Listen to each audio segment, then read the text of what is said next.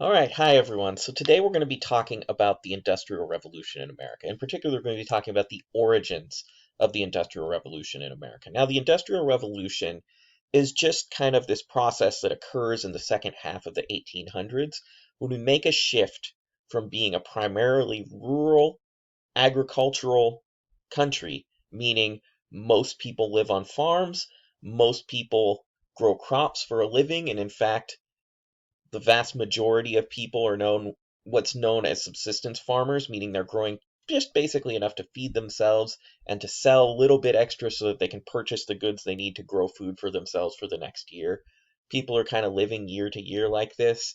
Um, and in the second half of the 1800s, what we start to see is a change. We see the growth of cities. We become a more um, urban country. We see a shift away from agricultural work to working in factories that really become prominent for the first time in the 1800s. Um, and we see the creation of a new economic system known as industrial capitalism. And this is basically just means that trade, industry, and capital, in other words, money, natural resources, land, these are all controlled by people. Um, Citizens of a country can own these things, and they can use these things once they've accumulated them for profit. In other words, you can purchase some land, you can build a factory on that land, you can hire workers to work in that factory and produce goods for you, which you can then sell. And in selling that, you can make back the money you spent building that factory and make a little extra. You can make a profit. This idea that people can own natural resources and use them for profit, this becomes the dominant economic system in the United States, but it also becomes the dominant economic system in most developed countries. And today we're going to be exploring the Industrial Revolution through the lens of this, because looking at the Industrial Revolution through this lens of industrial capitalism, this puts the Industrial Revolution in its social and its political context. In other words, it shows you how day-to-day life changed for Americans during this time period. And this was a period of dramatic change.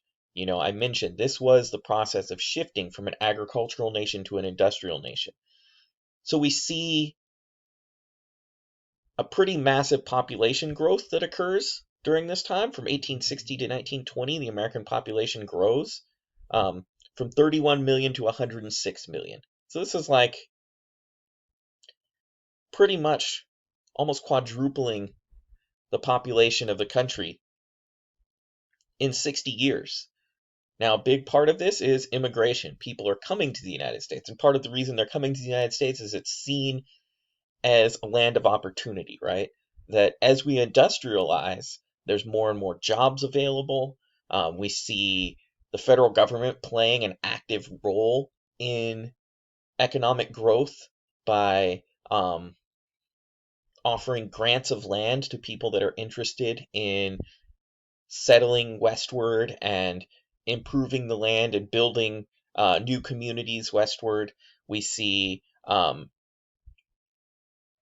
we see this perception of the United States as a place of opportunity, and so the population grows really fast, and also the economic output grows as well, and it actually grows even faster than the population is. We see about a 500%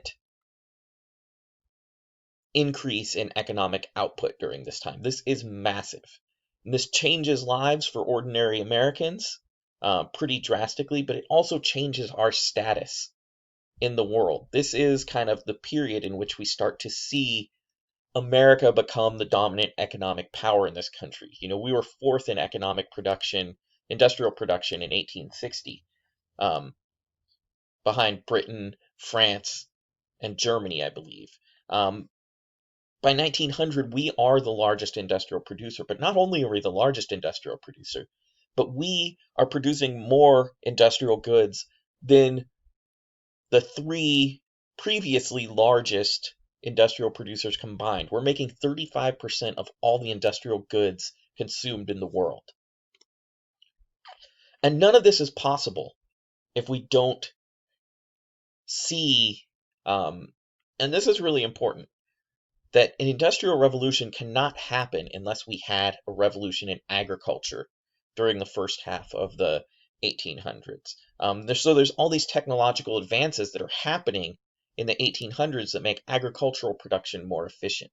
I mentioned that the vast majority of people were subsistence farmers in the United States during the first half of the 1800s. This was because your ordinary farmer couldn't really produce a whole lot more than what it took to feed themselves, their family, and maybe a few other people. So most people produced agricultural goods during the 1800s. But over the course of the 1800s, we start to see innovations like the steam-powered plow that makes harvesting food much more efficient. We also see the practice of scientific agriculture, meaning farmers are starting to experiment with more productive, more disease-resistant crops, meaning they're producing crops that are more consistent in the amount of food that they produce, and they're also producing more food than they ever did before. And by 1900, what we see is that now one farmer can feed about 99 other people, which means we don't need as many farmers in this country. And if we don't need as many farmers in this country, that frees up those other 99 people to go work in other places like industrial production, right? So suddenly there is this large workforce of people that can go work in factories for the first time. And this makes industrialization possible because you can build a factory, but if everyone needs to work in agriculture in order to feed themselves, who's going to work in your factory, right? So this agricultural revolution really directly fuels the industrial revolution. Also, as agricultural work becomes much more efficient, a farmer can afford to sell the products that they're producing for much cheaper because it takes less labor to produce, takes fewer people to produce, and so food prices drop. And this means that people that aren't working in agriculture don't have to spend the majority of their income just purchasing food. And this frees up money to actually purchase, if you're one of the people lucky enough to be in the American middle class during this time, to purchase the goods that are being produced by these factories. Again, you can open up a factory, but if no one in the country can actually purchase your goods, well, what's the point of doing that, right? So I can't stress this enough. We could not have an industrial revolution without an agricultural revolution.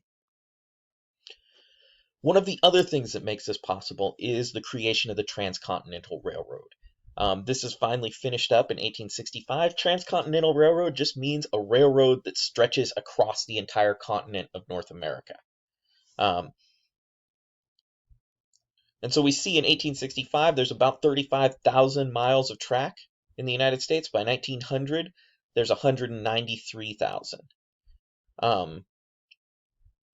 And we're effectively connected from the East Coast to the West Coast. This meant that while it previously took you months if you were on the East Coast, if you wanted to make it to the West Coast, you had to travel very slowly, usually in a covered wagon, especially if you were moving, you had to bring all of your stuff with you.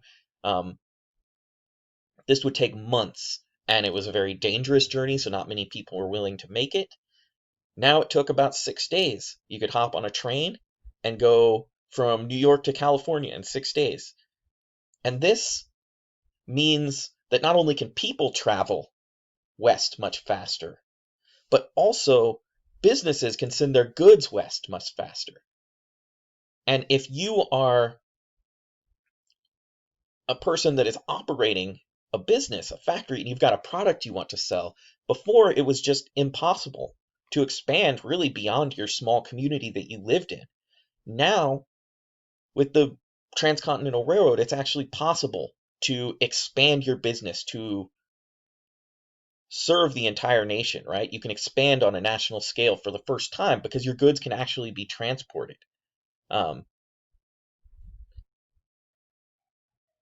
This also, what we start to see, the Transcontinental Railroad, just the building of the railroad becomes a pretty big industry itself. And in order to build this railroad, the railroad companies start to implement some pretty innovative business practices. For instance, the issuing and selling of stock. this is done for the first time. Now, stock is just basically you need money to expand your business. So what you do is you offer small ownership stakes, small little pieces of your business that you sell to people in exchange for investing in your business. This gives you capital you need to grow right there in the moment, and it gives the stockholder a small amount of economic interest in your company. So they will receive a portion of the profits, for instance, if your business grows and is profitable. This is done for the first time during the building of the Transcontinental Railroad. But also, if you were a small business in the 1800s and you built a reputation in your community for having quality products, right? This would serve you very well. But as these businesses start to expand on a national scale for the first time, people realize they can no longer rely on their personal reputations to sell their products. They can't, people in California aren't going to understand your reputation as a business owner. Because they're not from the community and they're not interacting with you. It makes the selling of products much less personal. And so, in order to kind of try to reestablish that personal relationship, we see the birth of the brand. The idea that you give your products a brand name and something that people can associate. Um, and this helps build a relationship between the customer and a product if that product is manufactured in a faraway place. So the brand really comes out of this time. Now, the Transcontinental Railroad also had some downsides. The Pacific Railroad Act of 1862 is what allowed for its creation. But this Railroad Act also set aside hundreds of miles of land on either side of those railways that were basically just given to the two major railroads that were working on this project. And this meant that there was far less land available than there was previously. The railroads became the largest landowners in the country, effectively overnight. And because less land becomes available, this is basic supply and demand. If there's less land available, people are going to be willing to pay more for it. So what is left becomes more expensive. But also, the jobs that the Transcontinental Railroad created were not the best jobs in the world. Thousands of people worked on this, but they worked long hours under dangerous working conditions. The exact number of people that died building the Transcontinental Railroad is not known, but we know it was at least 1,200 workers and countless more were injured. This also accelerated the process of westward expansion. Which created a lot of economic opportunity, but it also accelerated the forced relocation of Native American tribes from their ancestral homelands. And this meant widespread destruction of Native American culture, ways of life. So the Transcontinental Railroad, much like industrialization itself, brought a lot of positive benefits, but it also had costs associated with it. And in my next lecture, I'm going to start to go into the costs of industrialization and how this transformed the lives of the American workforce during the second half of the 1800s.